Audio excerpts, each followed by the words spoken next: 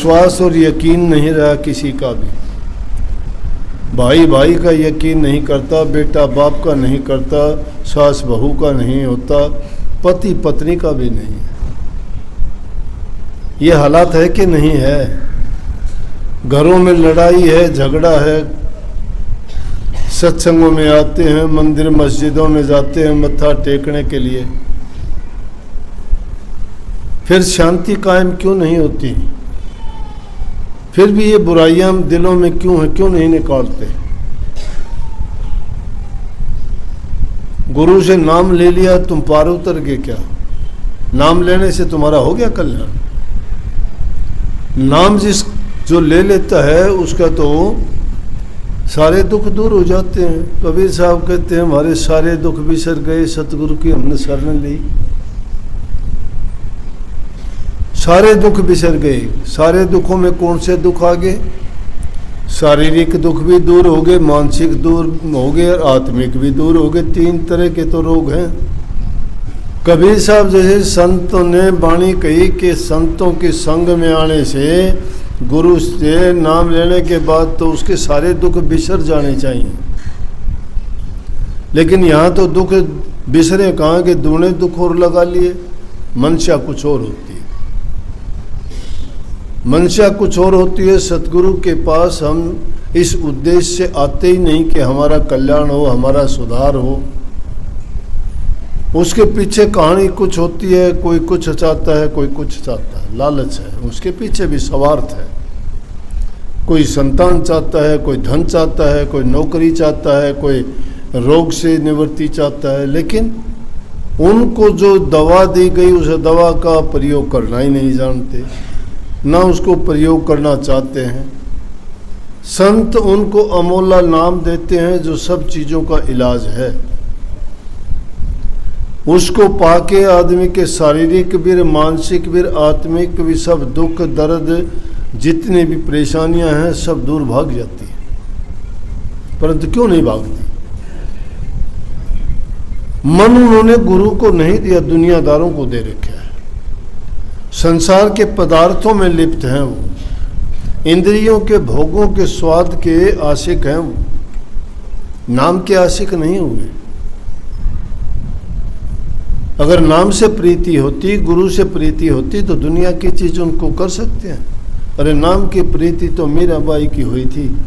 घर वंश प्यार सब छोड़ दिया, सबको सामने खुला होके कह दिया कि नहीं, मुझे कोई लोकलाज नहीं है।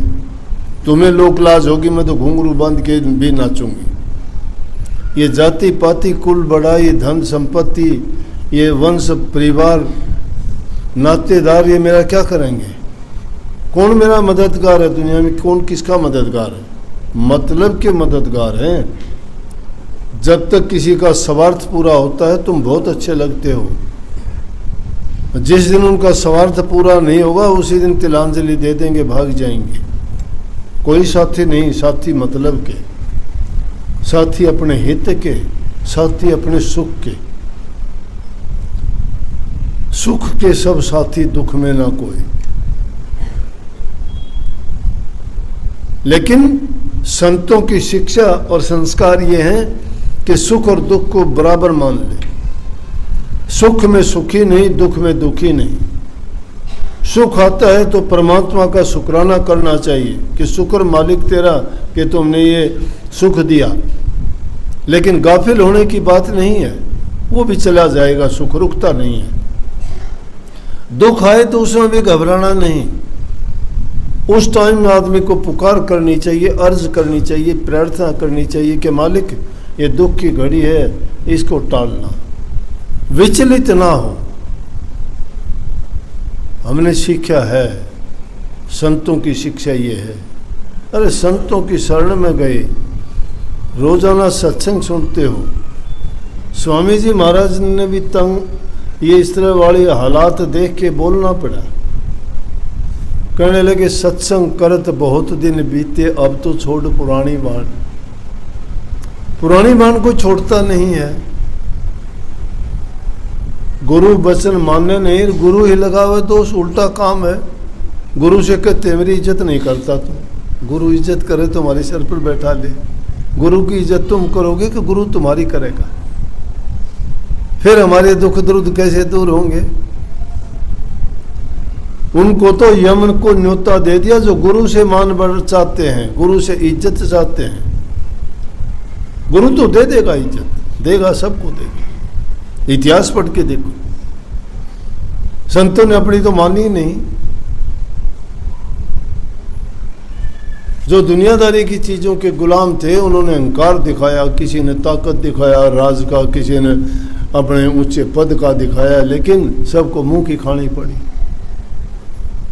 क्यों खानी पड़ी? कि वक्त का पहिया घूमता रहता है, वक्त का पहिया घूमता है, रात दिन घूमता है। सूरज के सामने आता है तो दिन हो जाता है, सूरज से उल्ट चला जाता है तो रात हो जाती है। दिन का उदय हो जाना, प्रकाश का हो जाना सुख है, रात का अंधेरा हो जाना दुख है।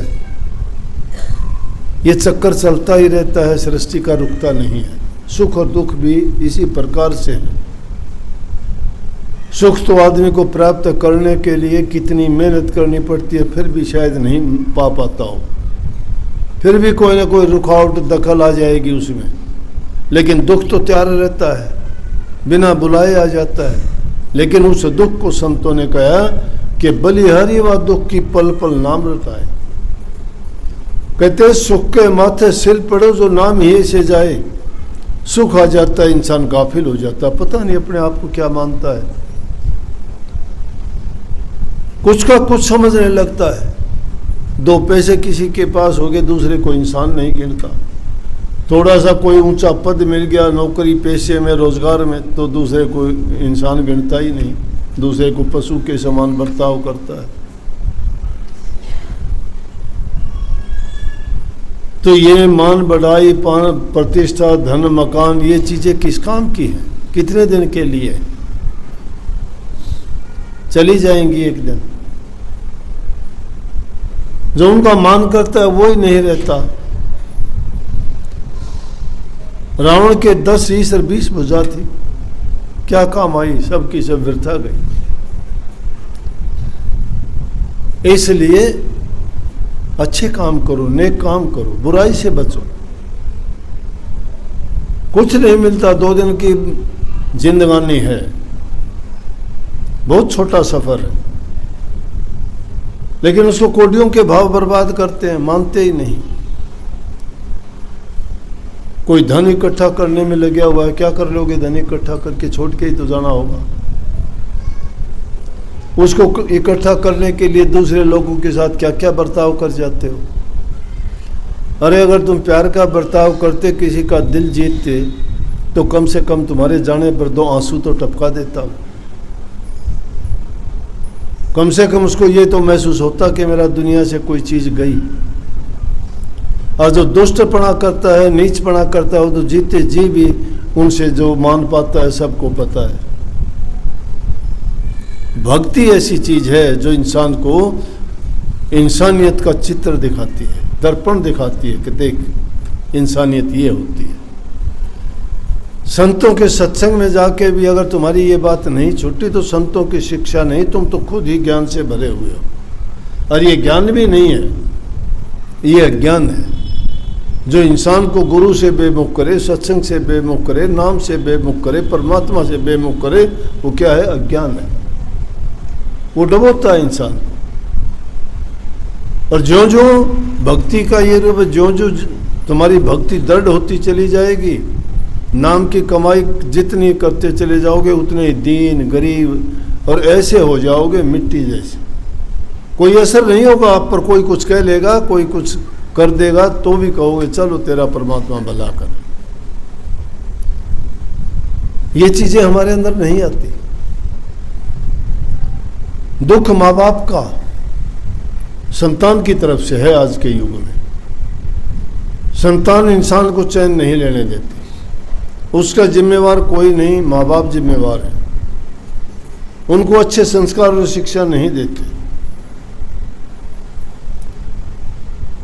माँ बाप के कहे में संतान नहीं है, संतान के कहे में माँ बाप है।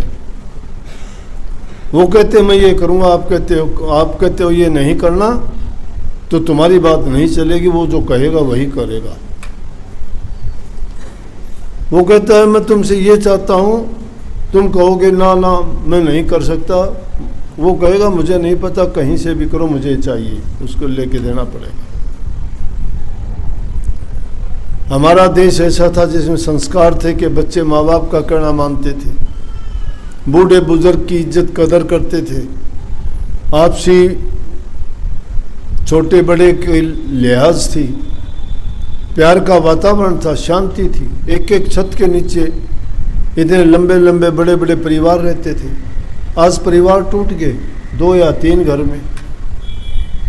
2 या 3 में अगर कोई वो बात भी करता है, किससे बात करता है? बेटा बाप से बात करता है तो भी उसकी वही बात है, और बाप बेटे से करता है तो भी वही बात है। समाज के अंदर जाते थे, बैठते थे, उठते थे, उनसे अच्छी बातें सुनते थे, उनसे उनके संस्कार जीवन बनते थे, वहाँ सीखते थे लोग, सामाजिकता थी। अब सामाजिकता नहीं, अब तो एकाकीपन हो गया, अकेलापन। अब अकेले की जो बुद्धि है, जो ज्ञान है, वो वैसा ही प्रयोग करेगा। हम बच्चों को पहले तो आज़ाद छोड़ते हैं कि कुछ भी कर, कहीं भी जा, कुछ भी खा, खर्च, पहन, अच्छा लगे बुरा लगे, नंगा हो चाहे वो ढका हुआ हो, पहन तो कुछ भी। तालियां बजाते हैं उसको देख के, बोला देखो इसको कितना अच्छा लगता है। उनको ये संस्कार नहीं दे पाते कि ये शोभा नहीं देते, तुम्हें ऐसा नहीं करना चाहिए, तुम्हें बूढ़े माँ बाप की, बुजुर्ग कोई भी, उसको सेवा करनी चाहिए, प्यार करना चाहिए, इज्जत करनी चाहिए, उनको सम्मान देना चाहिए। सम्मान कहाँ से देंगे? माँ बाप को घर से क्यों निकाल देते? कोई अपने माँ बाप को घर से निकालता था? आज वृद्ध आश्रम है, उसमें छोड़ के आ जाते हैं। कितने लोग धक्के खाते हैं। यहाँ भी कितने आके कहते हैं, कोई कहता है मेरे 3 लड़के हैं, कोई कहता है मेरे 4 लड़के हैं, कोई कहता है कि मुझे घर से निकाल दिया, मुझे 2 रोटी नहीं है, मुझे जगह बताओ कहाँ रहूँ। माँ बाप को क्यों बच्चे ऐसा करते हैं? हम बच्चों को अच्छी शिक्षा, अच्छी तालीम नहीं दे, हमें फुर्सत नहीं है, हमने नहीं सीखा। कितने लोग सत्संग में बच्चों को लेके आते हैं, छोटा होगा तो वैसे कहा जाएंगे, जवान बच्चे कुछ दिन तो आते हुए दिखाई देते हैं, और फिर उसके बाद यहाँ नहीं आते, फिर बदल जाते हैं। क्यों बदल गए? माँ बाप कहते अब नहीं आता, पहले तो आता था। क्यों नहीं आता अब? इसका मतलब कमी आ गई उसमें। कमी किस में? गुरु में नहीं आई, कमी सत्संग में नहीं आई। सत्संग तो बढ़ता जा रहा है, फैलता जा रहा है। जहाँ 1000 आदमी बैठते थे अब वहाँ 20,000 आदमी बैठते हैं। कमी किस में आ गई? उसमें कमी आ गई। जिस इंसान में कमी आती है वो दूसरे में कभी बताता है, अपनी कमी नहीं देखता। अपनी कमी अगर ढूंढ लेगा वो इंसान सीख जाएगा सत्संग को। अपनी गलती को जो खोज लेगा, अपना निरीक्षण नहीं करते लोग कि मेरे अंदर कमी क्या है। ये नहीं देखते कि पहले तू क्या था अब तू क्या है, तेरी पहले लगन क्या थी अब कितनी है। लगन बढ़नी चाहिए ना। पहली क्लास में पढ़ने वाला अगले साल दूसरी क्लास में हो जाता है, दूसरी वाला तीसरी में, तीसरी वाला चौथी में, चौथी वाला 5वीं में। हर साल प्रमोशन करके वो अगले श्रेणी में होता है। सिपाही से हवलदार, हवलदार से थानेदार, थानेदार से डीएसपी, डीएसपी से एसपी तक बनते हैं।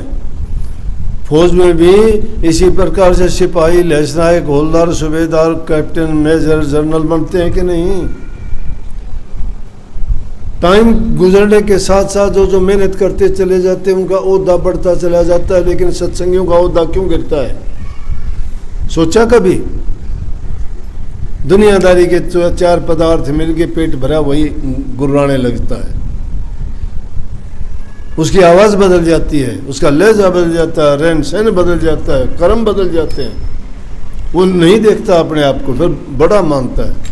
समाज की दृष्टि में उसे कुछ मान मिल गया, लेकिन गुरु की दृष्टि में, प्रभु की दरबार में तो उसकी कदर कुछ भी नहीं रही ना।